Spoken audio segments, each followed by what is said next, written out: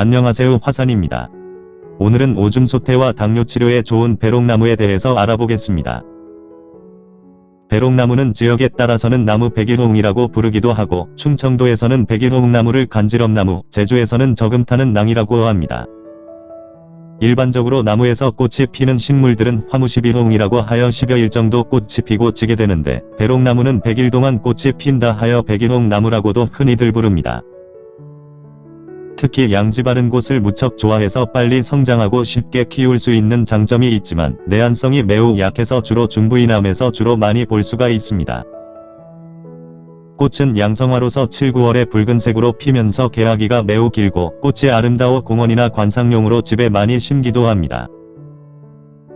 배롱나무의 피는 노각나무처럼 연한 보라빛을 띤 붉은 빛으로 껍질이 매우 미끈해서 재주 많은 원숭이가 이 나무에 오르기가 어렵다는 속설이 전해지고 있습니다. 그리고 옛부터 복숭아나무와 더불어 동쪽으로 뻗은 가지가 약성이 제일 좋다고 전해지고, 전초에는 약간의 마취 성분이 함유되어 있어 불면증이 있는 사람들이 먹으면 치료가 됩니다. 간혹 백일홍나무와 백일홍꽃하고 이름이 같아서 서로 혼동하는 분들이 아주 많은데, 지금 보시는 꽃이 백일홍이니 참고하시길 바랍니다. 성미는 쓰면서 시고 차가우며 작용 부위는 폐와 대장 그리고 신장에 들어갑니다.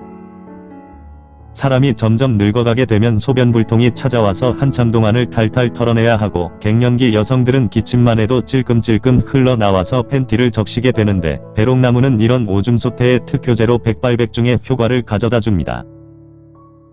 오줌소태는 방광염이나 요도염이 큰 원인이 되고, 방광근육의 오작동이나 염증성 질환으로 인해서 많이 발생하게 됩니다. 또한 각종 세균 감염과 스트레스, 그리고 심신이 많이 허약해졌을 때 생기는 병증으로 이런 문제를 해소시켜주는 방광의 명약이라고 잘 알려져 있습니다. 그리고 여성들에게 많이 발생하는 자궁과 질벽 점막에서의 심한 염증이나 우열이 생겨서 백혈구가 많이 섞인 흰색의 질로부터 분비물이 나오는 병증을 깨끗하게 없애주기도 합니다. 남녀 오줌소태와 염증성 질환 그리고 냉대하에는 생뿌리는 40g, 잘 말린 건뿌리는 약 5에서 10g 정도를 물에 달여서 하루 3번씩 나누어 마시면 되고, 뿌리는 1년 내내 수시로 채취해 사용할 수가 있습니다. 이뿐만 아니라 항진균 작용을 하는 데카민과 항진통 작용을 하는 시토스테롤이 함유되어 있어 치통과 인후염, 위염, 위궤양, 대장염 등의 암의 시발점이 되는 염증을 제거해줍니다. 특히 백일홍꽃 추출물은 한국학회 실험보고에 따르면 구강이생균에 대한 항균 특성을 가지고 있어 구치균과 충치균에 대한 예방에 매우 유용하고 효과적이었다는 실험 내용을 보고하기도 했습니다. 또한 꽃에는 지혈과 소종의 효능이 매우 뛰어나 건조시켜 차로 달여 마시면 치질과 위장출혈, 월경과다, 대장출혈을 먹게 할 수가 있습니다.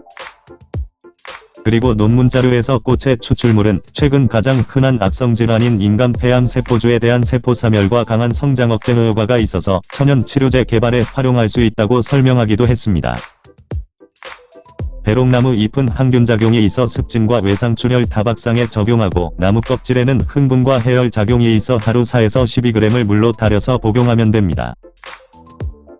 불면증과 우울증 환자는 자기 전에 말린 꽃 2-3g 정도를 차로 우려서 마시면 잠을 잘 청할 수가 있고, 붉은 꽃보다는 흰 꽃이 약성이 더 좋으니 참고하시길 바랍니다.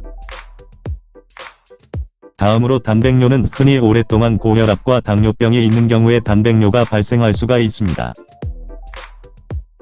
또한 신장에서 혈액을 걸러내는 사구체의 질병이 생기는 경우에도 단백뇨가 발생할 수 있고, 요로감염이 있는 경우에도 일시적으로 단백뇨가 관찰이 되기도 합니다. 흔히들 이런 증상을 거품뇨라 해서 소변을 볼 때 유난히 거품이 많이 생기게 되고, 또한 쉽게 거품이 가라앉지 않는 증상이 발생합니다. 이런 경우에는 배롱나무 뿌리나 껍질을 달여서 먹으면 많은 양의 단백질이 소변을 통해 빠져나가는 것을 막을 수가 있고, 단백뇨로 인해서 오는 발목 부위와 다리, 아침에 눈 주위가 붓는 부종을 막을 수가 있습니다. 당뇨는 인슐린 분비나 기능이 정상적으로 작동되지 않아 발생하는 대사질환의 일종으로 우리나라 사람들이 가장 걸리기 쉬운 질환 중에 하나입니다.